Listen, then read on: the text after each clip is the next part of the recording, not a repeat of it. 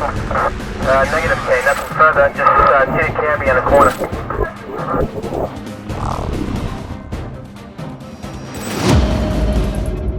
May 8th, 2026.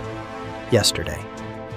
The Pentagon uploaded 162 classified files to a website called war.gov/UFO and told the American public to make up their own minds. The Pentagon releasing never-before-seen files related to UFOs, or UAPs as they call it, unidentified anomalous phenomena. More mysterious images just revealed. 160 government files detailing 400 alleged UFO encounters. No press conference. No official explanation. Just a black web page with white typewriter font and decades of material that the United States government had been sitting on since before most of the people reading this were born. 24 videos, hundreds of pages of internal memos, FBI case files, State Department cables, and military mission reports. Infrared images captured by U.S. military systems over the western United States in September and December 2025. Archival NASA photographs from the Apollo 12 and Apollo 17 missions showing unidentified objects above the lunar horizon. And testimony. Page after page of testimony from military pilots, intelligence officers, and diplomats describing things in the sky that do not behave like anything built by human hands. And the Pentagon said this is just the beginning. More files will be released on a rolling basis, every few weeks, as they are discovered and declassified. This is not a rumor. This is not a conspiracy theory forum. This is the Department of War of the United States of America, publishing files under an official program called Pursue, the Presidential Unsealing and Reporting System for UAP Encounters, and telling the world that these documents are real, they are authentic, and many of them have never been analyzed for resolution. Let that last part sink in.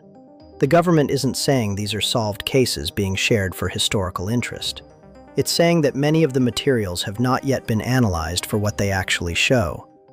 So what do they show? Let's start with the videos. There are roughly 24 of them, totaling 41 minutes of footage, captured between 2020 and 2026 across multiple theaters of military operation. Most were shot using infrared cameras mounted on military platforms, and what they depict is, by any conventional understanding of flight, impossible. A 2023 video from U.S. Central Command shows infrared footage of an object flying just above the surface of the Aegean Sea, making multiple 90-degree turns at approximately 80 miles per hour. Not banking, not curving, 90-degree turns, at speed, over water. No aircraft designed by any known nation on Earth can do that. The physics of momentum, of inertia, of the structural limits of any airframe built by human engineering simply do not allow it.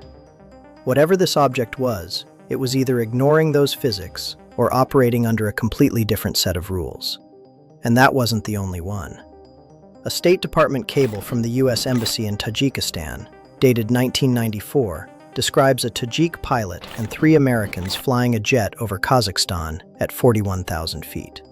They encountered a brightly lit object of enormous intensity, approaching from over the horizon at extraordinary speed. The object then proceeded to perform maneuvers that the cable describes as making 90-degree turns, doing corkscrews, and maneuvering in circles at great rates of speed and under very high G-forces. When embassy officials suggested the object might have been a meteor, the pilot's account rejected the explanation outright. A separate report describes a U.S. intelligence official in 2025 who went searching by helicopter for orbs that had been previously reported in a specific area. After locating the site, the crew found a super hot orb hovering over the ground. The orb then traveled approximately 20 miles at a speed too fast for the helicopter in pursuit. The crew then spotted 4 or 5 additional orbs that flared up and dimmed repeatedly. One report noted that it was unclear whether there was a single orange mother orb releasing groups of smaller red orbs, or whether multiple orange orbs were operating independently. And then there's the footage from space. Among the released files are archival photographs from the Apollo 17 mission to the Moon in 1972. One image, enlarged by the Pentagon for the release, shows 3 distinct lights visible above the lunar terrain. The astronauts who took the photo theorized the lights might have come from chunks of ice. That theory was never confirmed. And separately, NASA transcripts from 1969, included in the release, reveal that Apollo 11 astronaut Buzz Aldrin reported observing what he described as a fairly bright light source, which the crew tentatively ascribed to a possible laser, in space, in 1969. A pilot filing a report with the military described seeing a triangular and metallic UAP flying at 25,000 feet over the Mediterranean.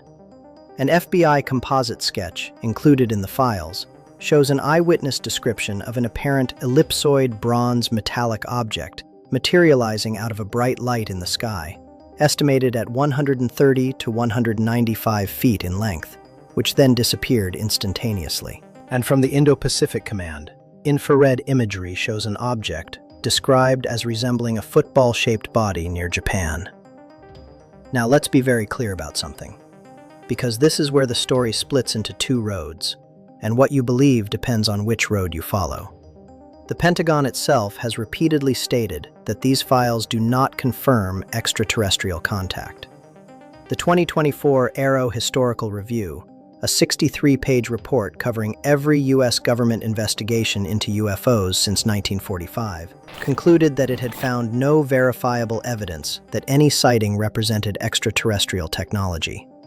It found no evidence of secret reverse engineering programs. It found no evidence that alien bodies or spacecraft have been recovered. The report stated, with high confidence, that claims involving specific people, known locations, and documents allegedly related to reverse engineering extraterrestrial technology are inaccurate. Most sightings, Aero concluded, turned out to be drones, weather balloons, spy planes, satellites, rockets, and planets. Ordinary objects. Misidentified. That's one road. Here's the other.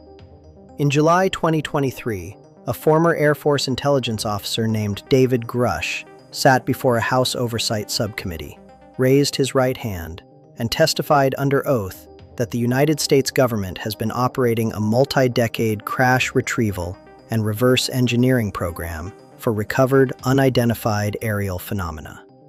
When Representative Nancy Mace asked him directly whether the government possessed the bodies of the pilots who operated these craft, Grush responded that biologics came with some of these recoveries. When asked whether those biologics were human or non-human, he said one word: non-human. He added that this was the direct assessment of people with direct knowledge of the program who are currently still working on it. Grush didn't present physical evidence. He didn't show photographs. He said repeatedly that he couldn't discuss specifics in a public setting, but he testified under oath, which means lying would constitute a federal crime. And he wasn't alone. Retired Navy Commander David Fravor testified about his famous 2004 encounter with a tic-tac-shaped object off the coast of California that outperformed every aircraft in the U.S. military inventory. And former Navy pilot Ryan Graves testified that he and other military and commercial pilots had witnessed UAP activity along the Atlantic coast for years. The Aero report dismissed these claims. But then, in November 2024, the new director of Aero himself, John Kozlowski, stated publicly that the office was analyzing several true anomalies, and that, with his physics and engineering background and time in the intelligence community, he does not understand them. And he doesn't know anybody else who understands them either. He said unequivocally that UAPs are real. The question is what they are.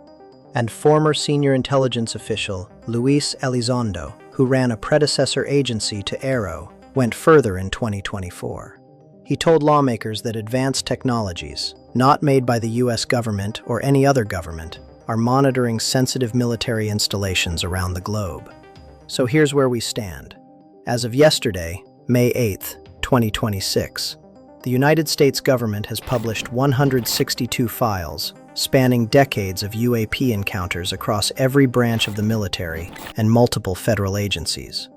The files contain videos of objects making physically impossible maneuvers, infrared images of unidentified craft captured over U.S. soil in 2025, diplomatic cables describing encounters at 41,000 feet, testimony from intelligence officials chasing glowing orbs across the desert, and photographs from the surface of the moon showing lights that nobody can explain. The Pentagon's official position is that none of this confirms extraterrestrial contact, but its own files, its own videos, its own people keep describing things that no known technology can replicate. Objects that hover without propulsion, objects that accelerate without visible thrust, objects that make 90-degree turns at speed without decelerating, objects that appear and vanish instantaneously. And the most unsettling part isn't what's in the files, it's what's missing. Because the Pentagon has acknowledged that the FBI case file alone, designated 62HQ83894, contains hundreds of pages spanning from 1947 to 1968. Many of those pages have never been fully declassified until now. And the government's own Project Blue Book, which ran from 1947 to 1969, generated 7,252 files containing 65,778 digital records. The vast majority have never been subjected to modern analysis. That's 54 years of accumulated data, collected, classified, filed away, and left in the dark. Until yesterday. Now, the files are public. The website is live. The Pentagon says more are coming. And the American government, for the first time in its history, is telling its citizens to look at the evidence and decide for themselves. That sentence should bother you, not because of what it reveals, but because of what it implies.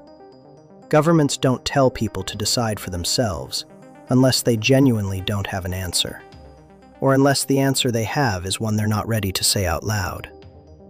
54 years of silence.